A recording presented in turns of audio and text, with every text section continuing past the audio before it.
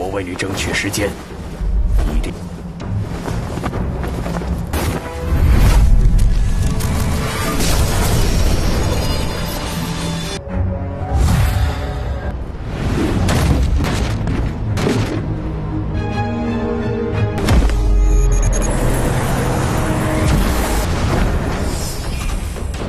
Hai sahabat SC Film, gimana kabar kalian hari ini? Semoga sehat walafiat dan dimudahkan segala urusannya. Oke, pada episode kali ini Mimin akan menceritakan film yang tentunya sangat seru sekali. Dimana film ini merupakan sequel lanjutan dari The Legend of Zu yang mengisahkan perseteruan antar padepokan dewa dan iblis demi mendapatkan 4 jimat misterius yang diyakini memiliki kesaktian dan kemampuan yang tiada tanding agar bisa menjadi penguasa terhebat di dunia maupun segala penjuru padepokan yang ada. Ya adalah bagaimana kisah perjalanan dan endingnya, untuk itu tak usah berlama-lama. Langsung saja siapin kopi udutnya dan sama-sama 1, 2, 3 semongko.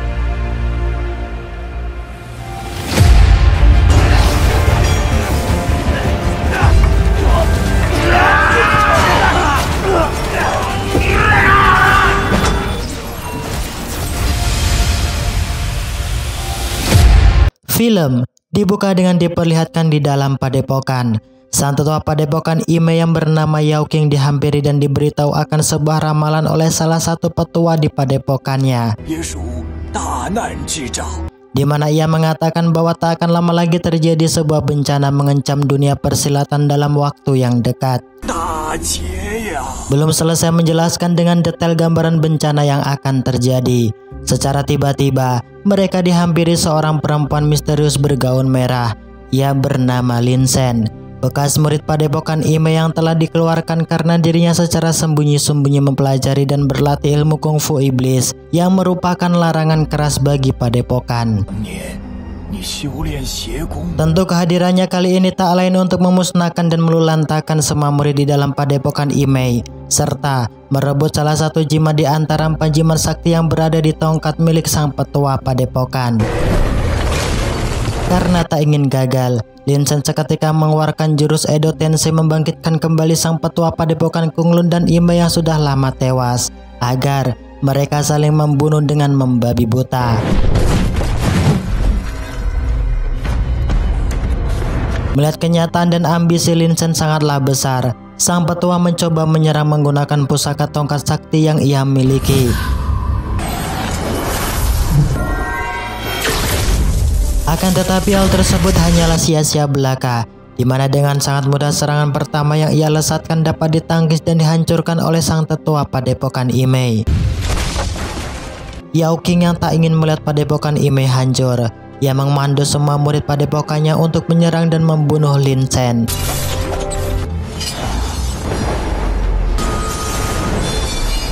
Akan tetapi tindakan yang mereka lakukan sama nihil. Cukup sekali hentakan semua murid padepokan Ime berhamburan tak berdaya. Lin Shen yang tak ingin menyia-nyiakan kesempatan tersebut, dengan keji ia membunuh sang petua padepokan demi mendapatkan jimat mustika sakti yang berada di pusaka tongkatnya, agar ia bisa bereinkarnasi menjadi raja iblis kegelapan setelah keempat jimat sakti berhasil ia dapatkan. Dalam kondisi yang amat genting inilah, salah satu petua di dalam padepokan Kunlun memberitahu Xiao He untuk menyelamatkan Yao Qing segera mungkin. Untungnya, Xiao He berhasil menyelamatkan Yao Qing dan merawatnya di dalam padepokan Kunlun. Seusai tersadar, Yao Qing menceritakan akan kejadian yang baru ia alami pada Xiao He, di mana saat ini Lin Sun telah berhasil mendapatkan dan menyerap inti kekuatan dari jimat sakti merah dan biru. Mengerti bahwa saat ini padepokan Kunlun dan Ime dalam kondisi yang membahayakan, mereka tak akan membiarkan Lin Sun mendapatkan dan mengumpulkan keempat jimat tersebut secara sempurna. Disinilah sang petua membawa mereka di sebuah tempat rahasia, tempat pusaka pedang legendaris pembasmi iblis yang sengaja disembunyikan, karena pusaka tersebut juga menyimpan salah satu batu permata jimat sakti. Sang petua yang tak ingin gagal menghentikan ambisi Lin Sun menjadi iblis terkuat, ia menyuruh Xiao He dan yang lainnya untuk segera mengambil batu permata terakhir yang terletak di dalam gua naga Wan Molin. di mana tempat tersebut merupakan satu-satunya gua yang paling berbahaya karena dijaga oleh seekor naga hijau raksasa. Karena misi menuju gua naga Wan Molin sangatlah membahayakan, sang petua menyuruh Xiao He untuk mencari dan menemukan adik sepupu gurunya yang bernama Yao Jin. Karena hanya Yao Jin lah salah satu murid legendaris Padepokan Kunlun yang mampu menghadapi dan mengalahkan naga hijau raksasa penunggu Gua Wan Molin tersebut.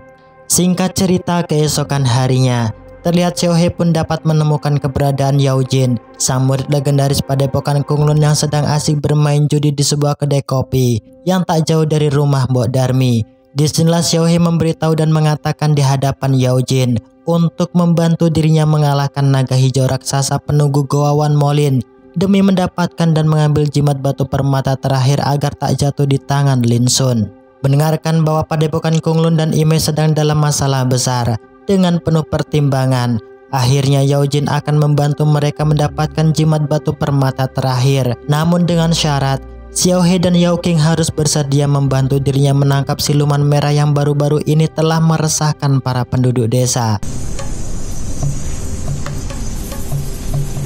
Yao Jin yang tak memiliki waktu banyak dan tak ingin anak-anak para penduduk desa menjadi tumbal akibat ulah si siluman merah. Ia sengaja menggunakan sihir perubah bentuk sebagai pancingan agar si siluman merah dapat keluar dari sarangnya.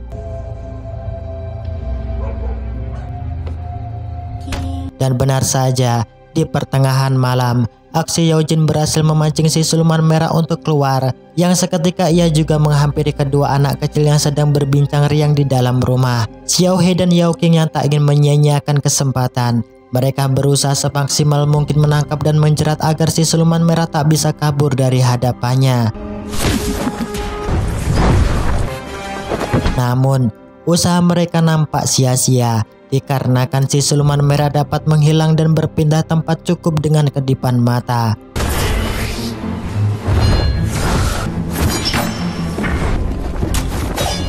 Dengan penuh siasat dan perhitungan yang matang, akhirnya Yao Jin dapat dengan mudah menangkap si siluman merah yang mencoba untuk bersembunyi di balik pintu.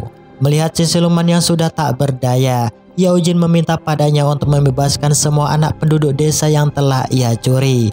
Berkat bantuan Yao Jin, esok harinya para penduduk desa sangat senang karena dapat kembali berjumpa dengan sang buah hati yang telah beberapa hari menghilang.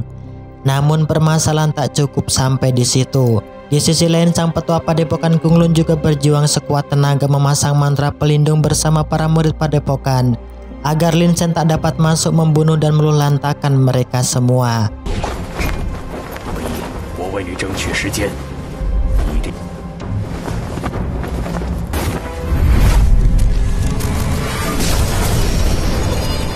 Lin Shen yang tak ingin gagal mendapatkan jimat ketiga yang saat ini berada di dalam Padepokan Kunlun.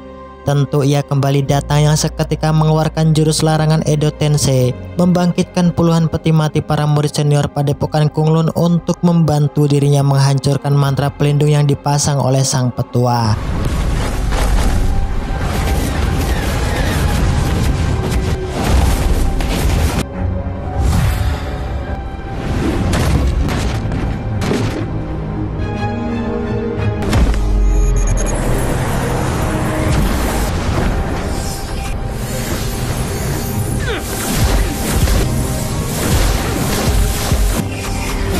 Meskipun bertubi-tubi serangan yang telah dilesatkan, sang petua dan murid Padepokan Kunlun tak akan menyerah dan tetap berusaha semaksimal mungkin. Sampai Xiao He dan Yao King berhasil mendapatkan jimat terakhir yang terletak di dalam gua naga Wan Molin. Dan benar saja, di sisi lain terlihat Xiao He dan Hao King pun sampai di sebuah hutan mistis yang tak jauh dari keberadaan gua naga Wan Molin berada. Namun langkah mereka seketika terhenti karena dikejutkan akan suara para bangsa siluman yang merasa terganggu dan tak suka atas kedatangan mereka. Dengan aura kegelapan tersebut, salah satu murid Padepokan Kunlun seketika menjadi batu akibat menatap mata siluman wanita putih yang usai menghampirinya. Melihat keadaan yang semakin memburuk dan tak ingin misi Xiaohe dan yang lainnya gagal dalam mendapatkan jimat mustika terakhir, murid padepokan yang lainnya menyuruh Xiaohe untuk terus melanjutkan perjalanan, sedangkan ia akan berusaha mencegah dan melawan si siluman putih seorang diri. Dan benar saja, sebelum seluruh tubuhnya berubah menjadi batu, ia berhasil membunuh si siluman tersebut dengan cara menghunuskan pusaka pedang miliknya, yang secara bersamaan mereka pun tewas membatu.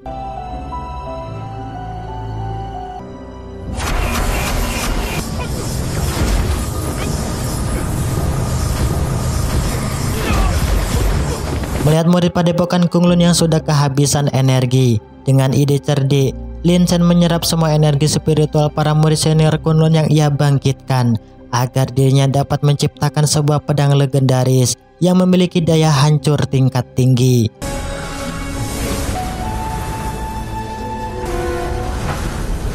Tentu hanya sekali hentakan, perisai sihir yang dibuat sang petua dapat ia hancur leburkan, yang membuat semua murid Kunlun dan sang petua terhempas, terpental dan terluka amat parah. Dari perjalanan yang amat panjang, dengan segala hala rintang yang menantang, akhirnya Yao Jin dan yang lainnya sampai di dalam gua naga tempat keberadaan jimat mustika terakhir berada. Tentu dengan hati-hati dan waspada, mereka melangkahkan kaki agar sang naga penjaga tak mengetahui akan kedatangan dirinya. Ya, karena sang naga telah merasakan bahwa jimat mustikanya telah diambil. Tanpa aba-aba, ia pun seketika menerjang Xiaohe hingga terpental bersamaan dengan jimat mustika yang sudah berada di tangannya.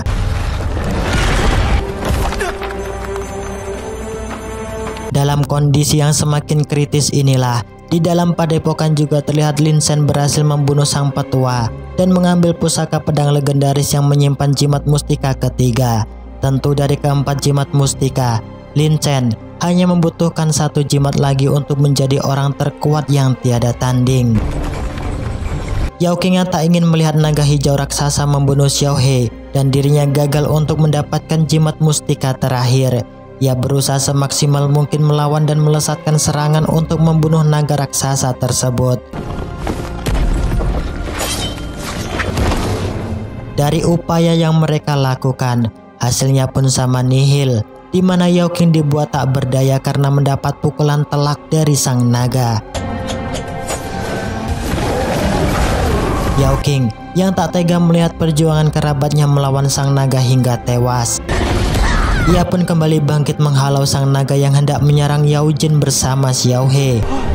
Dalam kondisi terdesak inilah, Xiaohe menyuruh Yao Qing untuk segera mengambil jimat mustika terakhir agar perjuangannya tak sia-sia. Sang naga yang melihat jimat mustika hijau telah diambil, tentu ia menjadi sangat buas dan tak akan membiarkan mereka pergi dalam kondisi bernyawa.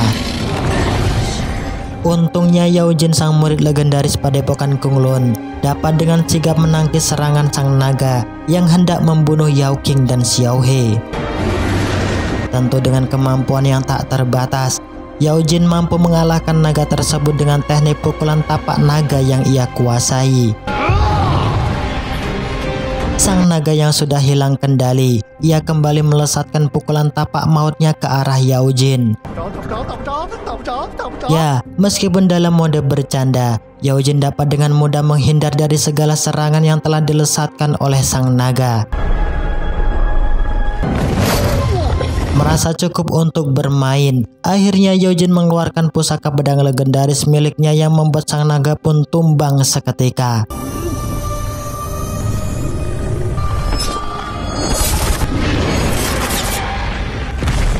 Dikira permasalahan cukup sampai di situ, di mana mereka dikejutkan akan kemunculan Lin Chen yang secara tiba-tiba melesatkan serangan ke arah Yao Qing dan berhasil merebut jimat mustika terakhir di tangannya. Tak menunggu waktu yang lama, Lin Chen juga seketika menyerap inti kekuatan jimat mustika terakhir agar ambisinya menjadi orang terkuat dan terhebat dapat ia gapai. Namun tanpa ia sadari, dari sisi belakang sang naga pun seketika bangkit melahap Lin Chen secara hidup-hidup. Ya, karena keempat jimat mustika juga telah dilahap.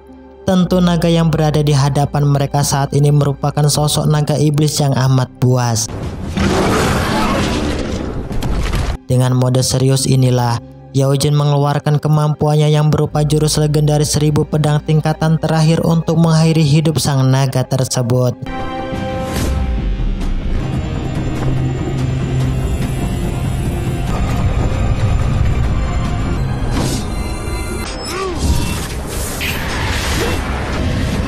Dikira semuanya telah berakhir.